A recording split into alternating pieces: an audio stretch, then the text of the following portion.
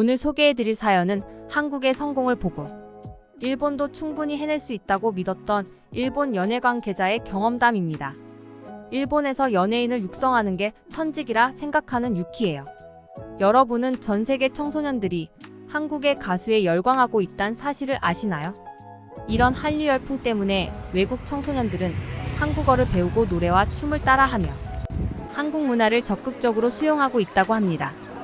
하지만 모든 시도가 실패로 이어진 후 그녀는 한국에 방문해 한국이 성공할 수밖에 없는 이유를 보고 충격을 받았다고 하는데요. 전 상당히 진취적인 성격을 지녔어요. 아무리 노력해 성공했어도 지나간 일이면 연연하지 않죠. 항상 더 나은 미래를 향해 달려가요. 그게 제 장점이라 자부할 정도죠. 대부분의 사람들은 화려했던 지난 날을 잊지 못해요. 과거에 얽매여 사는 사람들도 있죠. 하지만 전 달랐어요. 미래의 모습에 집중했고 일본은 변해야 한다고 생각했습니다.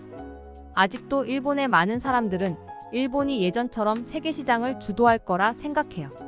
만화는 여전히 세계에 내놓아도 뒤지지 않을 정도로 뛰어난 시장을 확보하고 있으니 연예계 역시 다시 뜨거워진다고 기대하죠.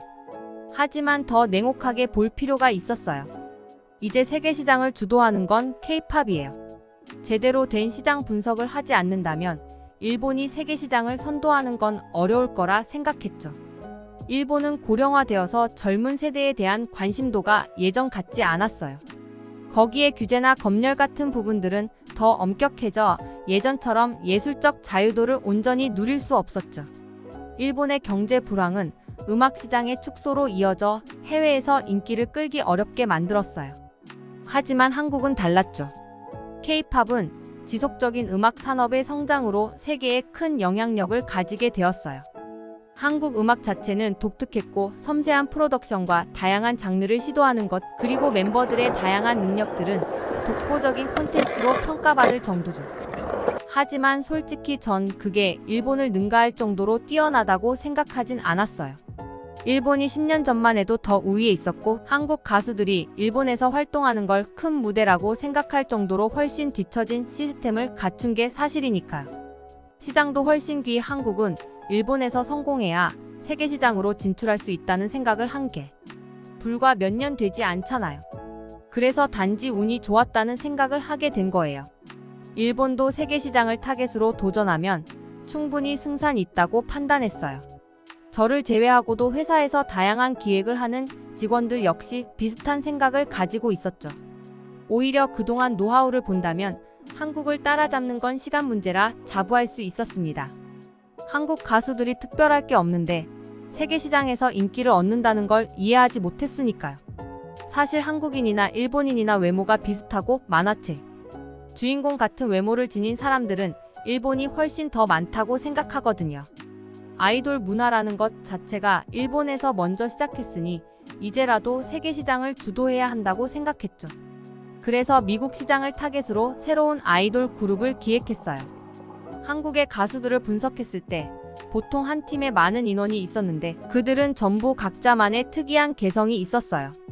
그래서 우리도 최대한 많은 인원으로 만들기로 했죠. 대중이 누구를 좋아할지 모르니 많은 사람들이 좋아할 그룹을 만들기 위해서죠. 대중이 좋아하는 이미지를 두루 갖추기 위해 무려 10명의 여성으로 구성했죠. 앨범을 내고 그룹을 알리기 위해 다방면에 노력했습니다. 하지만 노력만큼 성과를 내지 못했어요. 의기양양하게 도전했지만 보기 좋게 실패하고 말았죠.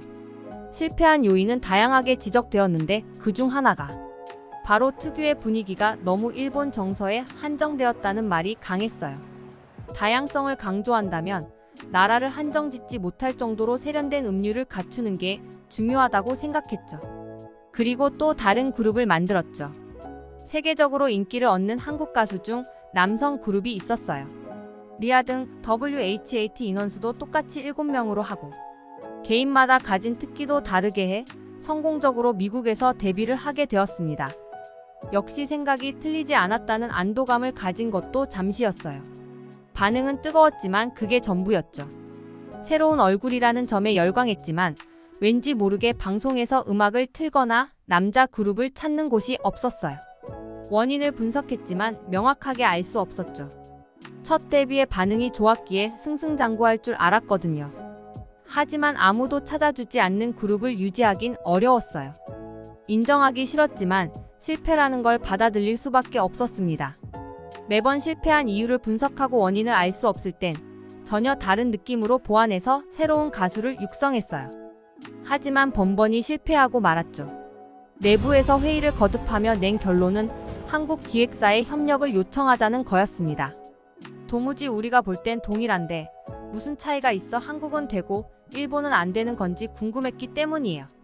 조금 비겁할 수 있지만 한국 기획사에 협력해 같은 그룹을 만들면서 그 노하우를 빼올 생각을 했던 거예요. 단 하나의 실마리만 풀리면 나머진 크게 문제가 되지 않겠다 생각했어요. 그래서 다양하게 한국 기획사에 협업을 요청했습니다. 함께 세계 시장을 공략할 그룹을 육성하자는 게 이유였죠. 요청했던 기획사 중 한 곳에서 연락이 왔습니다. 좋은 취지라 함께하자는 답변이 왔고 계약을 진행하기로 했어요. 저희가 제시한 조건은 단 하나였습니다. 한국에서 활동할 일본인 멤버를 뽑는데 전적인 지원을 아끼지 않을 테니 앨범을 제작하는 과정이나 아이돌을 육성할 때 필요한 방법들을 알려달라고 했죠. 한국 기업에서 흔쾌히 허락했습니다. 그래서 파트를 나누어 저를 비롯한 몇몇은 한국 기획사로 떠나 시스템을 배워오기로 했어요. 그리고 한국 기획사에서 저희 일본 회사로 와 일본에서 아이돌을 할 멤버를 오디션으로 뽑기로 했죠. 한국에 도착해 우선 한국 기획사로 갔습니다. 어떤 일상을 보내는지 알고 싶었거든요. 가장 놀랐던 점은 체계적인 형태로 운영된다는 점이었어요. 일본은 한국과 조금 다른 형태로 진행되고 있거든요. 일본은 주로 개인의 자작곡을 바탕으로 연습이 들어가는데 한국은 아니었죠. 물론 데뷔를 하고 작곡을 배워 자신의 곡을 직접 만드는 실력 있는 가수들도 많았어요. 하지만 어디까지나 대부분은 전문 작곡가에게 자신의 색을 드러낼 수 있는 곡을 받아 10분 활용하고 있었죠. 한국 기획사 내부에는 작곡가들의 방이 따로 있었어요. 물론 모든 작곡가가 그곳으로 출근하는 건 아니었습니다. 하지만 소속된 기획사의 가수들이 부를 수 있는 노래를 만드는데 주력했어요. 각 가수의 특징을 살려 장점을 부각시키기 위해 작업 단계부터 논의하기 시작했죠. 그룹에게 어울리는 곡의 느낌, 특색, 강조할 부분 등 전체적인 컨셉 회의가 밤새 이어졌습니다. 시장 조사를 하고 대중들이 좋아하는 스타일을 만드는 일본과 달랐어요. 각 그룹이 나타낼 수 있는 색상을 앨범을 내기 전부터 세심하게 완성했죠. 대중이 원하는 그룹을 만들면서 차별성을 두는 건 제작 단계부터 하나의 상품을 만드는 것처럼 체계적으로 진행되었던 거예요. 전혀 예상하지 못한 도전을 하는 것도 마다하지 않았습니다. 시장은 변하고 새로운 그룹은 끊임없이 쏟아져 나오니까. 놀라움도 잠시, 며칠이 지나 한국에도 오디션 일정이 잡혔다는 소식을 들었습니다. 당연히 참가하겠다고 답했어요. 그리고 오디션 당일 많은 참가자들이 모여있는 대기실을 지나 오디션장으로 들어갔습니다.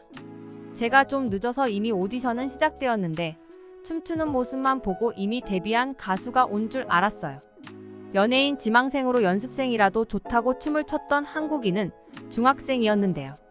이미 춤추는 모습이 일본에서 연예인을 희망하는 아이들보다 훨씬 더 월등했죠. 시작 전부터 다르다는 느낌을 받았습니다. 그렇게 엄청난 경쟁률을 뚫고 오디션에 뽑혀도 일본처럼 빠르게 데뷔하는 것도 아니었어요. 연습생의 기간을 거치는데 그마저도 보장된 기간이 없었습니다. 한국의 연예기획 관계자가 보았을 때 실력이 되었다고 생각하면 그때가 데뷔하는 순간이었어요. 그런 순간이 오지 않는다면 오랜 연습 기간에 지쳐 연습생을 포기하는 경우도 있었습니다. 드물지만 10년이 되는 기간 동안 꾸준히 연습하며 데뷔를 꿈꾸는 연습생도 있었어요. 시장 분석을 통해 선호하는 그룹을 만들면 몇 개월 준비하고 데뷔시키는 일본과는 전혀 달랐습니다.